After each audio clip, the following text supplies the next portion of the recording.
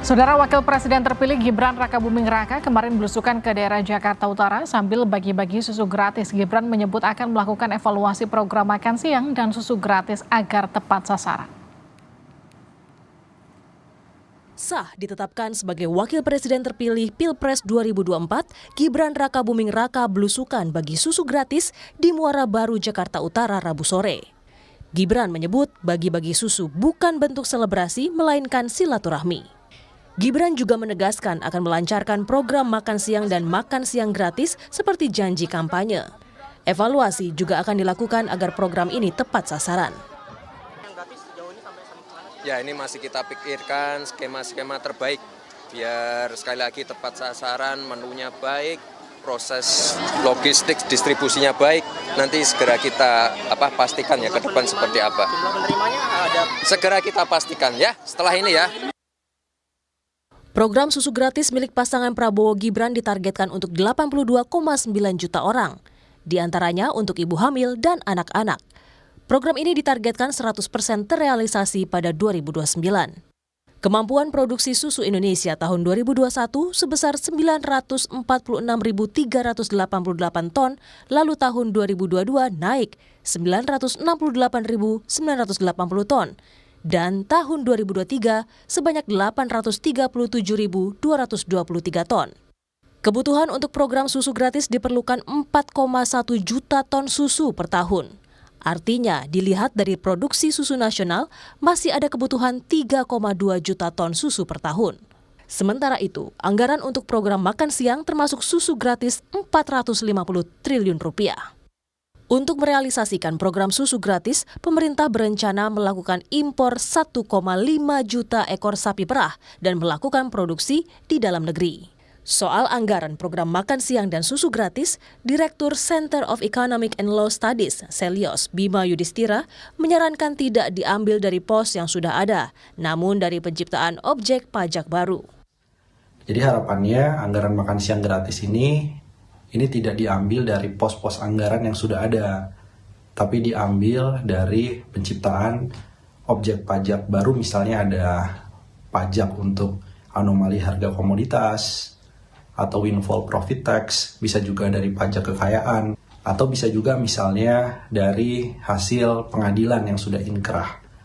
Ada aset BLBI yang kemudian dilelang, anggarannya bisa untuk makan siang gratis. Program makan siang dan susu gratis diharapkan dapat mendongkrak kualitas anak bangsa.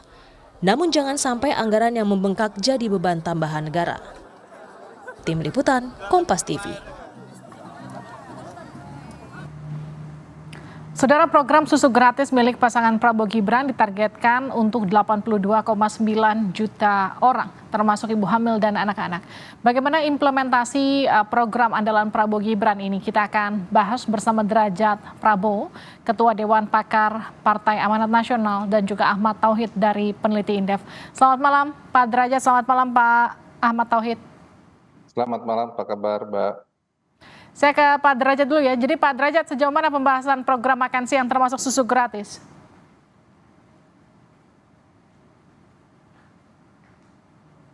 Kalau pembahasan di TKN kita sudah banyak yang membahas, tapi untuk rinciannya itu kan sekarang masih kewenangan dari pemerintahan Presiden Jokowi, ya.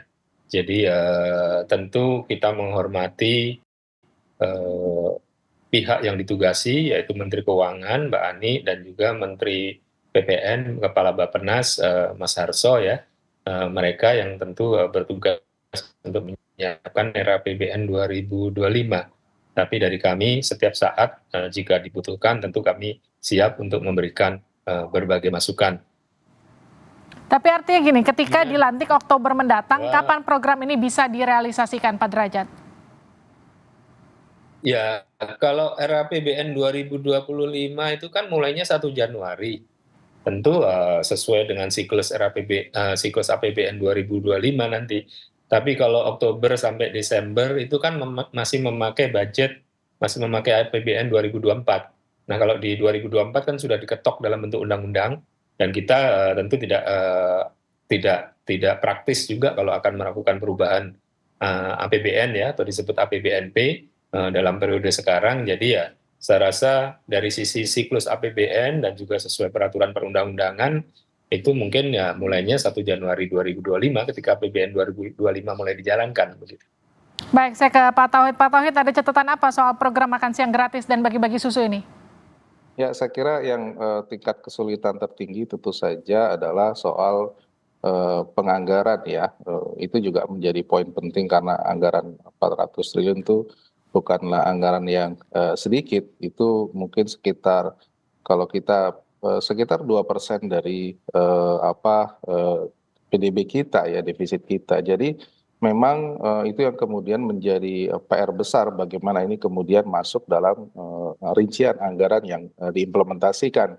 Karena kalau kita lihat trennya sebenarnya kalau ini masuk ke Kementerian Pendidikan ataupun masuk sendiri ke anggaran pendidikan, ini akan melampaui threshold-nya ya, 20% anggaran pendidikan yang sudah eksis ya.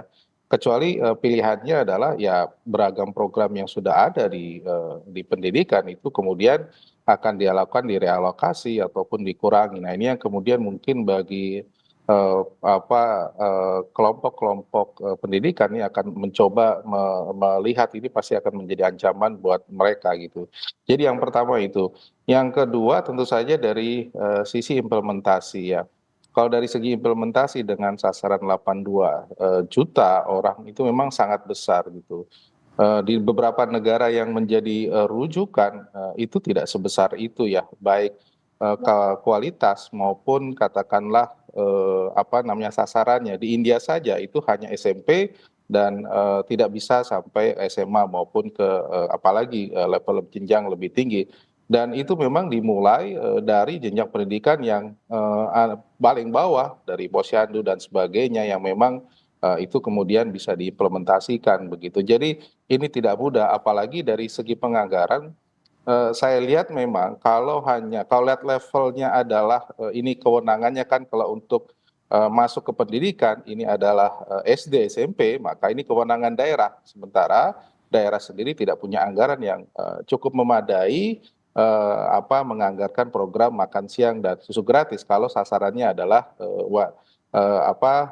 anak-anak usia SD ataupun SMP atau mungkin di bawah itu. Saya kira itu problem besar baik dari segi anggaran maupun dari sisi implementasi di lapangan nanti begitu. Kita belum bicara bagaimana itu kemudian diorganisir, kemudian sumbernya apakah impor dan sebagainya itu menjadi harus perhatian pemerintah yang datang begitu. Gimana responnya Pak Derajat? Ya, saya rasa itu concern yang sangat wajar ya, juga apa yang disampaikan oleh Bima tadi, Mas Tauhid. Kebetulan semuanya Indef maupun alumni Indef ya.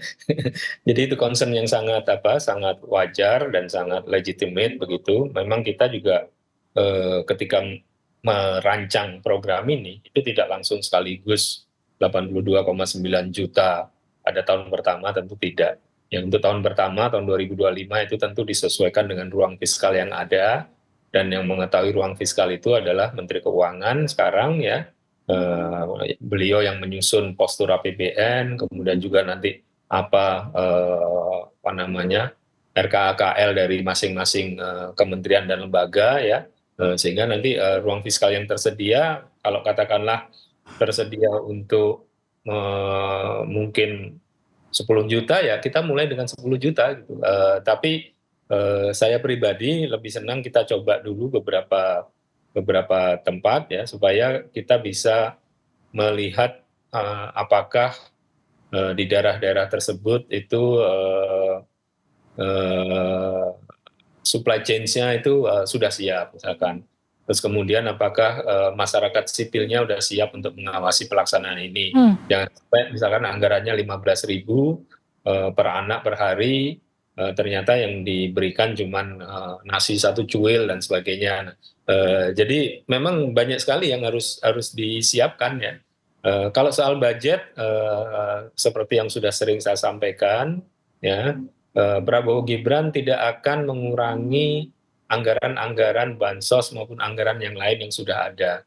Yang disampaikan oleh Mas Gibran di Muara Baru ya, itu bukan mengevaluasi susu gratis atau apa seperti yang mungkin ada muncul di berita, tapi mengevaluasi supaya tidak terjadi tumpang tindih antara KIS ya, Kartu Indonesia Sehat, KIP, Kartu Indonesia Pintar, program ini, jadi supaya terjadi sinergi antar berbagai program itu, sehingga tujuan kita untuk mengurangi stunting, untuk mempersiapkan generasi muda kita, dan juga untuk mendorong ekonomi rakyat yang sering dilupakan. Ini program makan siang dan susu gratis ini mendorong ekonomi rakyat.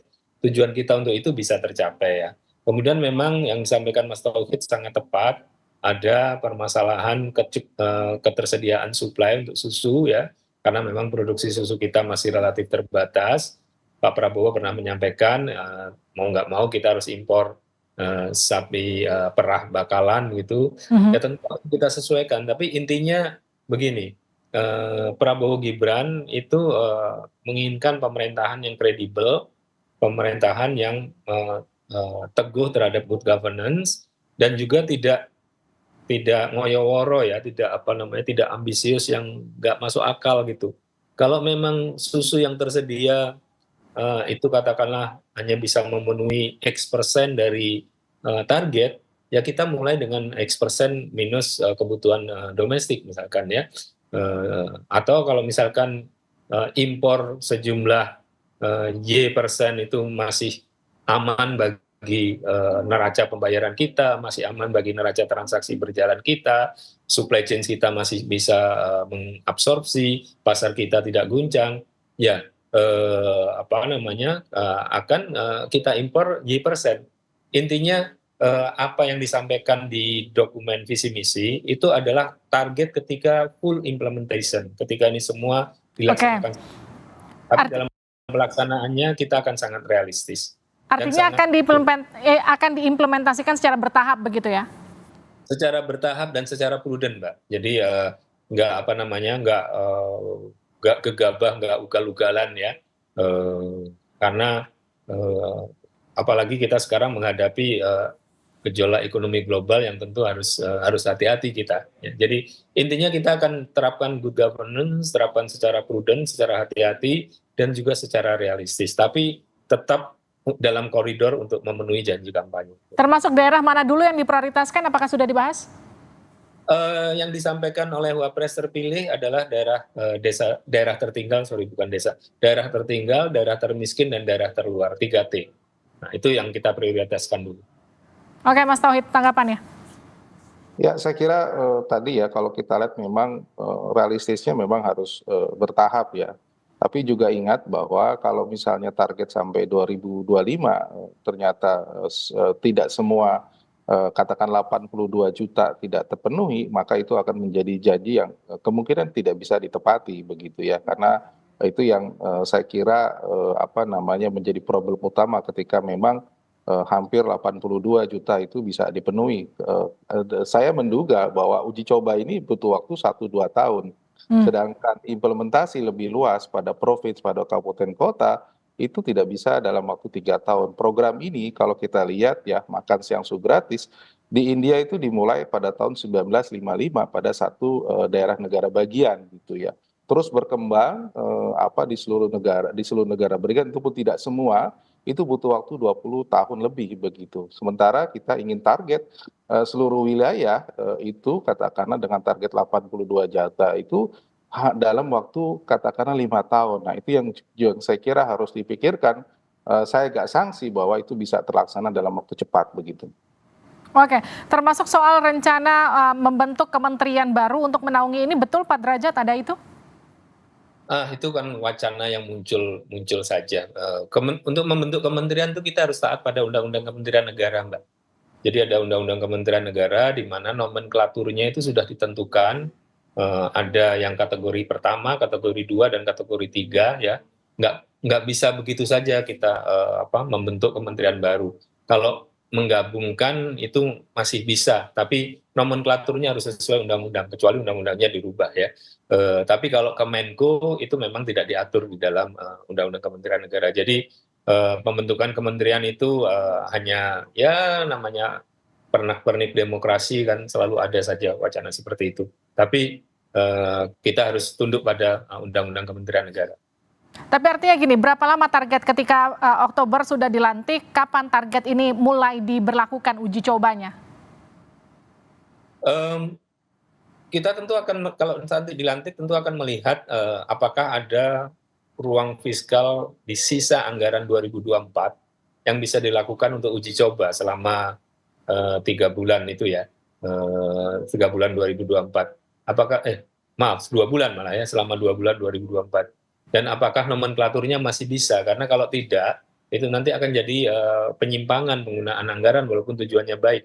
Jadi kita belum tahu nanti SAL ya, sisa anggaran lebih yang muncul itu berapa, nomenklaturnya memungkinkan atau tidak. Kalau nanti ternyata nomenklaturnya memungkinkan, SAL-nya cukup, ya kita coba. Tapi kalau tidak, ya dari APBN tentu tidak bisa dialokasikan. Tapi kalau misalkan ada pihak swasta yang katakanlah dalam konteks filantropi itu mencoba melakukan uji coba di beberapa tempat, tentu akan kita sambut dengan baik gitu ya. Jadi untuk 2024 akan sangat tergantung pada posisi SAL dan nomenklatur yang tersedia di APBN 2024. Tapi kalau untuk 2025, sepanjang sudah diketok di DPR nanti pada saat pembahasan RAPBN 2025, kalau itu sudah ada ya tentu bisa langsung diluncurkan. Terima kasih Mas Derajat, Mas Tauhid, terima kasih sudah bergabung di Sapa Indonesia Malam. Kita tunggu nanti seperti apa proses uji coba dan juga implementasinya nanti realisasinya akan seperti apa. Terima kasih. Terima kasih.